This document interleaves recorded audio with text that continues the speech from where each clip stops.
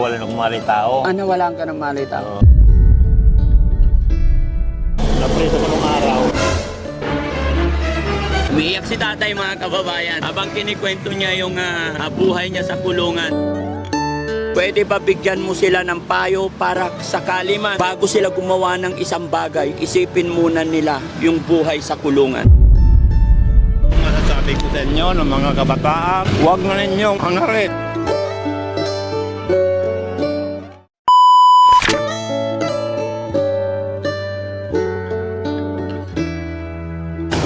Yan mga kababayan, mga kabarangay, habang kami ay nasa biyahe, napansin namin si tatay na andito sa gilid.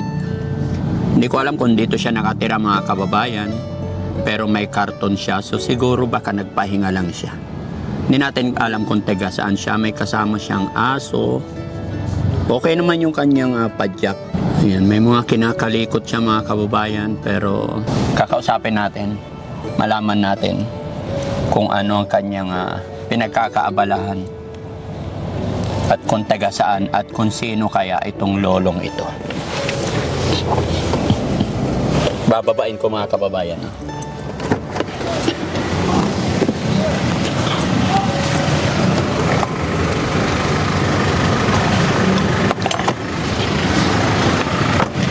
Tay, good morning. Tay, pwede bang may pagkwentuhan sa'yo? At may kasama kang aso, tay?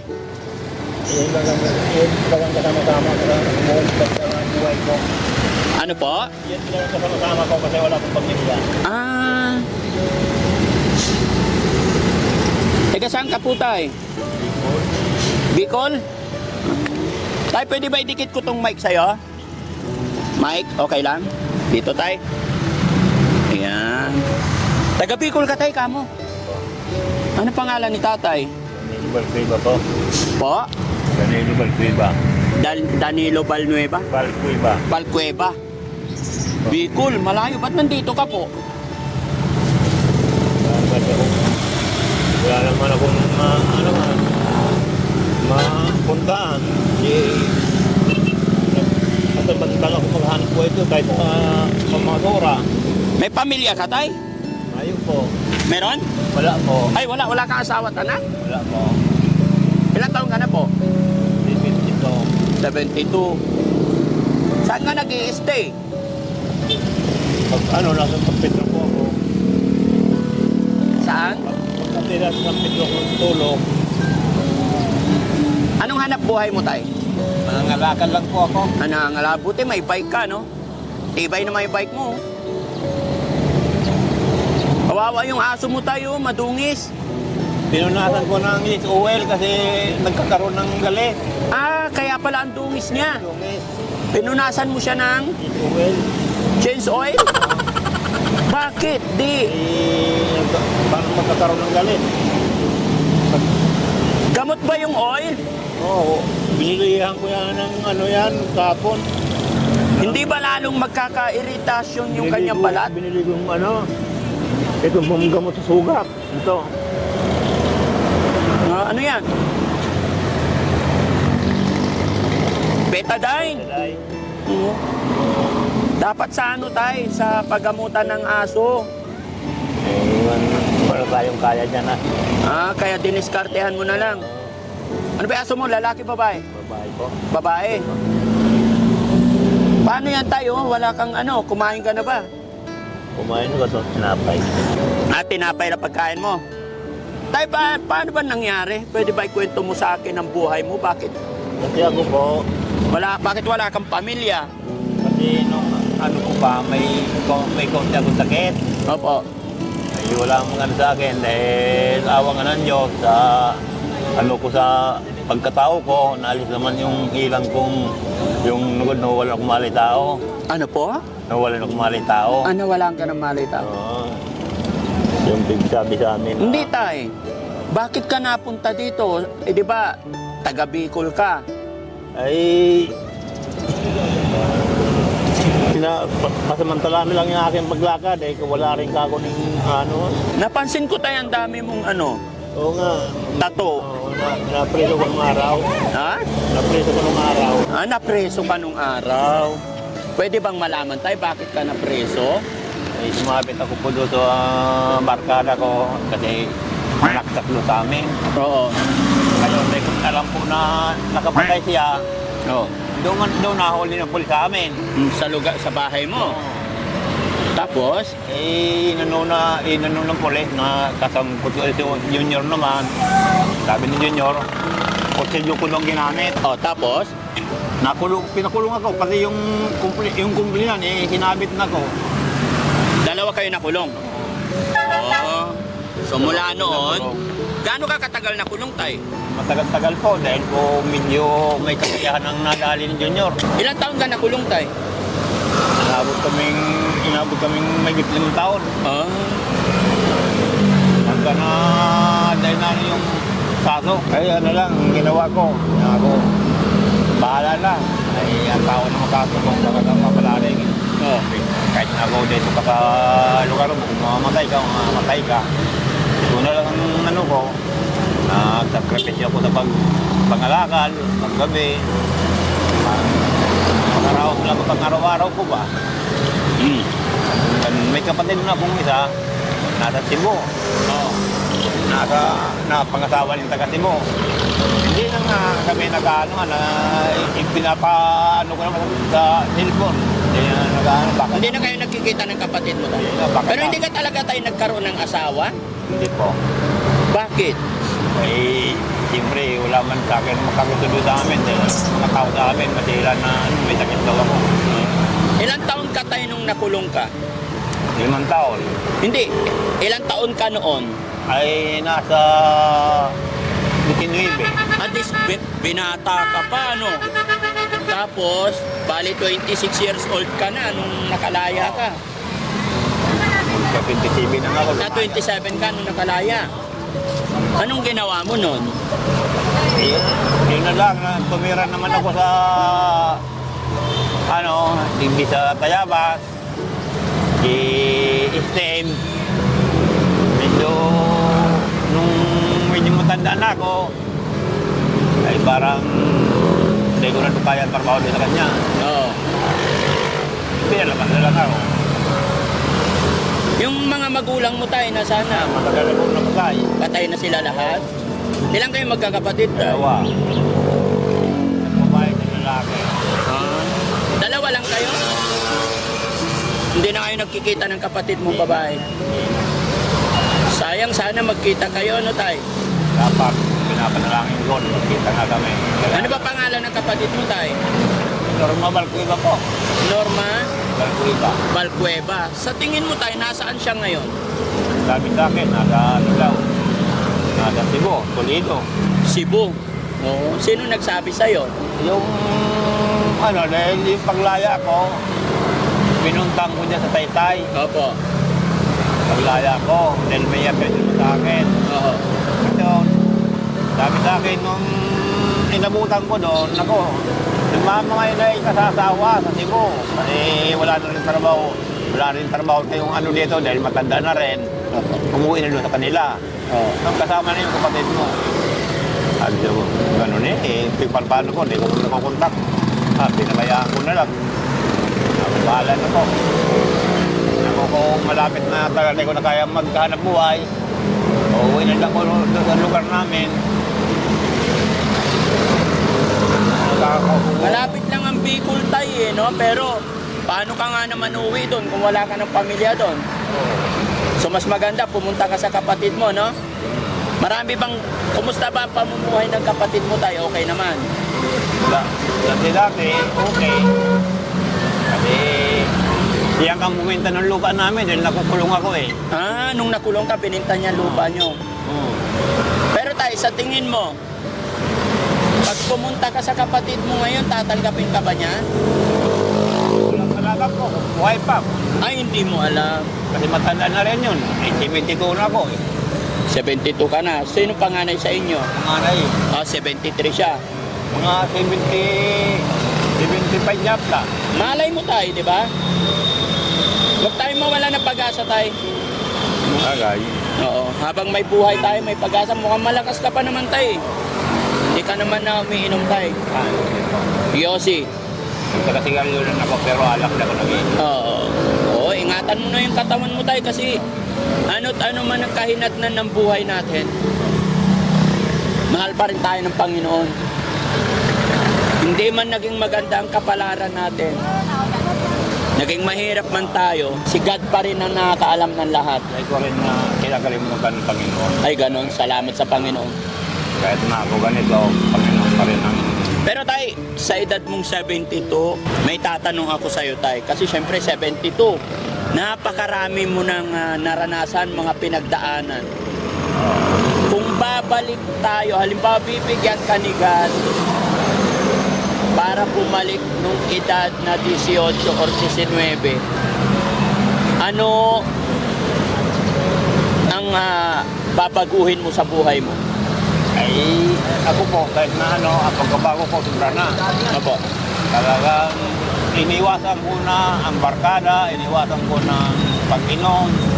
Kasi dahil niya nangyari ang aking problema sa barkada. Oo, simula sa barkada. Kaya ako, kahit ako ganito, pinapanalangin ko lang sa Panginoon na hindi lang ako magkaroon pa ng problema. Oo. Yan lang aking panalangin sa aking Panginoon. So, ibig sabihin tay, nung kalakasan mo talagang nabarkada ka rin. Oo, Kaya ibig sabihin yun ang gusto mong kung sakaling may balikan, ay iiwasan mo yung barkada. Sa bagay tayo, no, maraming medyo nasadlak sa hindi magandang kapalaran dahil sa barkada. Dahil sa kapusukan natin nung mga bata pa tayo. No? Pero tayo kahit na ano man, hindi pa naman gaya ng aking sinabi, hindi pa huli ang lahat. Habang may buhay tayo, may pag-asa, pwede tayong magbago, ano? Yan lang ang pinagpalaki ko. Kahit na dahil ako magkano matanong, huwag naman lang ako mabigyan parang mga diferensya sa katawan ko. Opo. Okay lang na daw sa mga tabi-tabi ako tulog. Okay lang sa akin. Yes, tay. O, tay, gaya ng aking sinabi, si God lang nakakaalam. Yung natitirang buhay natin ngayon, ilaan natin kay God at i-enjoy natin. Ipanalangin lagi natin, no? Ano man ang iyong pinagdaanan noon tay, ipasa Diyos na lang natin. Ang importante ngayon, natutunan natin ang tama at mali. Di ba? Tay, baka sakali, buhay pa yung kapatid mo, pwede kang manawagan. May video ako dyan. Manawagan ka sa kapatid mo. Baka sakali, para sa huling pagkakataon ay magkasama kayong magkapatid. Mga kababayan, mga kabarangay, nalaman natin ang buhay ni tatay. Hilingin ko po sa inyo, kahit saan man naroon ang kapatid ni tatay, challenge ko po ang ating mga viewers. Kahit saan po naroon, basta nandito sa Pilipinas ang kapatid ni tatay, basta ma-share nyo ang bidyong ito, umabot lang ng kalahating milyon ang bidyong ito. At kung sakaling buhay pa ang kapatid ni tatay, dadalhin ko po si tatay kung nasaan ang kapatid niya. Umabot lang ng 500,000, dadalhin ko po. So tay, para magkita kayo ng iyong kapatid, manawagan ka. Okay lang ba na i-upload namin ang bidyong ito? O sige tay, manawagan ka sa iyong kapatid kung saan man siya ngayon, mag-reach out lang sa Team Daddy Frankie para dalhin kita sa kanya. Ate, ako po, nandito po ako sa Laguna. Kung ano man po ang mo na makita mo sa sa Facebook o sa dahil binibidyoan ako ng mapipiling kahit na ibigay niyo sa akin ng tunay na advice ninyo. Dahil kahit pa paano, kaya ko pa rin na pumunta dyan sa inyong lugar. Kasi wala ako na yung inaanuhan dito sa lugar na ito. Wala akong malalapitan. Wala akong alam na malalapitan dito. Kaya nandito na lang ako sa mga kaligalin, nagtulog. Kasama ko po ang alaga kong aso sa isang bike. Kaya na po, pinagambahay ko. Salamat na po. Ano yung apelyido mo ulit ay? Complete name mo? Daniel Balbuena po. So So ayan mga kababayan, panarinig nyo po ang panawagan ni tatay. Gusto niya po sa huling pagkakataon ay makasama ang kanyang kapatid. Pero hindi pa niya alam kung ang kanyang kapatid ay buhay pa. Kaya siya nananawagan. Maging si Daddy Frankie mga kababayan, mananawagan din po ako sa inyo. Share natin ang video ito, gaya ng aking sinabi, para madala natin si tatay. Tay, kung sakali man tay, saan kita muling matatagpuan? Lagi mo lang ano lang ako dito po. Nandito lang lagi. O sige tay, ipag-pray natin tay ha. Papakatatag ka, huwag kang mawala ng pag-asa. Alam ko marami tayong mga kababayan na magsishare ng bidyong ito para mahanap ang iyong kapatid. No? Ayan tay, pagbalik ko, sana dadalhin na kita kung saan ang iyong kapatid, no? So sige tay, dahil sabi mo tinapay lang yung almusal mo, bigyan kita ng kaunting tulong pinansyal, no? May pera ka pa ba dyan tay? Kahit piso?